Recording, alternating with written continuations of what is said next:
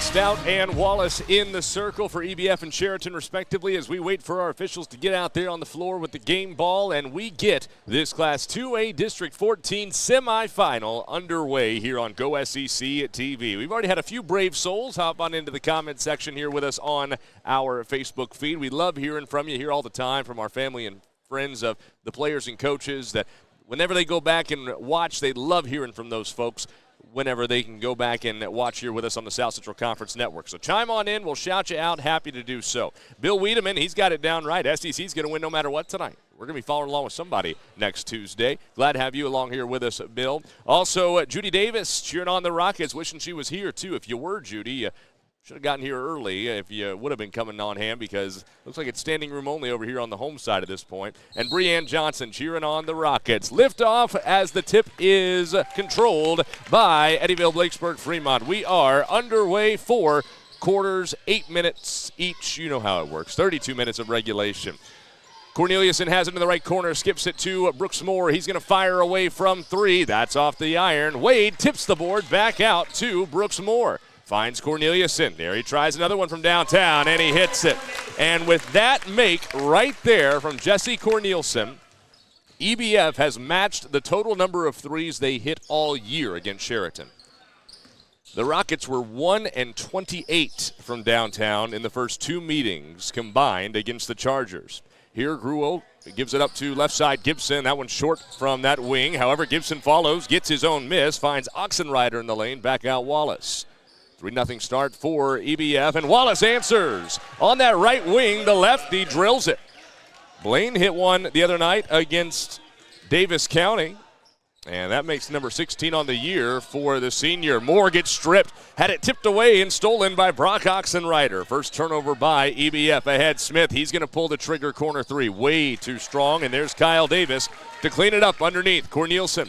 Back the other way, driving all the way in. Jesse takes it to the rack with authority, and with a soft kiss off the window, gets the lead back in favor of his Rockets, 5-3.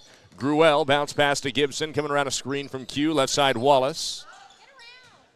Blaine hands it back to Gibson as we've ticked just over 90 seconds of action here in Eddyville thus far in this district semifinal. Smith with 15 on the shot clock, corrals it deep on the wing, finds Oxenrider. Now Brock. Right side, Gruel with 10. Q backs it out with 7. Got to go here if you're Chariton. Gets in the lane, finds Oxenrider for a baseline jumper. That rims out, and there's Stout for the rebound. Carrick Stout, in talking with his head coach and father, Travis Stout. Carson Wade here first has to save it before it goes out of bounds. And on the drive, Moore gets bumped by a Charger. Mason Smith picks up his first personal foul of the night and first team foul. But as I was saying, Coach Stout told me that his son Carrick really took the Linville-Sully game personally. That was only the second loss of the year as Moore, with his strength, gets to the rack and banks in a shot on the left side. 4-point lead for the Rockets at 7-3. Smith swings it left to Gruel. Q guarded by Davis, back to Smith, trying another three. That's off the iron. Corneliuson with the rebound. Mason, too, by the way, point to be made there in just a moment after finishing the point about the Linville-Sully game. Wade too strong on the three, and Corneliuson saves it. However, he does so to Mason Smith.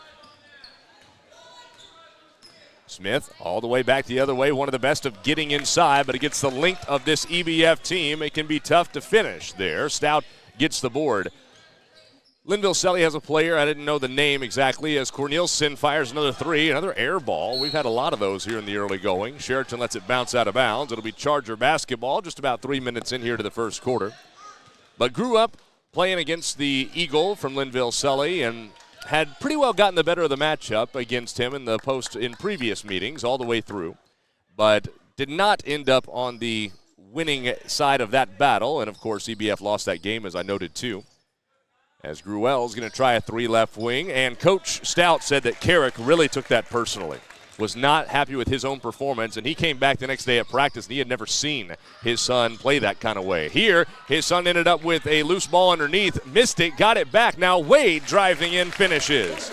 Couple of offensive rebounds in that sequence, actually, for Carrick. He's already up with 5 boards, and it's a 6-point lead for EBF, and that is a battle that is going to have to be for Chariton. One to try to keep close, as Q did a really good job splitting the double team, but he was able to do so because he took an extra step. The first turnover by Chariton. Hey, Ann Rowland is watching from Florida. I'm jealous, Ann. Probably much warmer there. Of course, this game was supposed to be played last night. We haven't even talked about that element in all of this. Moore, pretty spin around Oxenrider. Brooks with another bucket. He's got 4 and an 8-0 run currently for Eddyville-Blakesburg-Fremont as we hit the halfway point of the first quarter. 11-3 Rockets. Gruel hands it back out to Wallace. Blaine now pulls up from the corner, and he drills another. Oh, his foot was on the line. The official says that his sneaker was on that black stripe. So just a 2, but still good-looking shot for Wallace, who on the year against EBF was 4 of 12 from the field. Inside, Corneliuson can't finish over Gruel, but there's Davis cleaning it up. Kyle Davis is very similar to, and we'll see this in the girls' game too, with Kate Schaefer. One of those players that is just going to get underneath the basket, and it's a garbage disposal, right? Pick up everything, and that's why he on the year, Kyle, is shooting now 66%. That's an outstanding number. It's not like he hasn't shot 4 times. I mean, he's shot now up to 80 times. And Stout on the drive. Carrick gets on the board. All 5 starters here in the first quarter have scored for EBF as Corneliuson almost comes away with a turnover. Instead, Gruel on the drive. Wade hit the backboard as he was going up for a block, and Q got fouled. So Gruel goes to the free throw line for the first time tonight, with 42 Carson Wade picking up his first team foul as well on EBF. Kind of brings us to a little bit of a slow down after the track meet kind of paced back and forth here early, and that's, again, what Coach Nolte said they did not really want to get into. This Chariton team, they like to run, certainly, but when you got to pick and choose here. As Corneliuson is going to take a seat, Landon Glosser comes in, junior that has continued to impress as the year has gone along, has gotten himself into that 6th man role off the bench for the Rockets. And Gruel hits the second to end what was a 12-0 run for EBF. Now Moore for 3, off the mark. Rebound is taken by Brock Oxenrider. That young man, we talked about this Monday for you Charger fans that are watching here with us. I am a big Brock Oxenrider fan. He's 5'11", listed, and he's got tough matchups every night in the SEC. Smith can't bank it in. Rebound underneath is taken in by Wade. Carson got it away to Glosser. And here come the Rockets again with that 9-point lead. Davis right corner, skips it to Wade. Now left side, Moore all alone, and he will hit the 3. That's going to be the key for me this postseason on the EBF side, is can they, this Rocket team, knock down just enough shots from the outside? They've got the height, they've got the strength, they've got the athleticism. Can they hit those shots from the outside? Coach Nolte told us back on Monday after that win against Davis County, as Oxenrider's shot is blocked by Stout.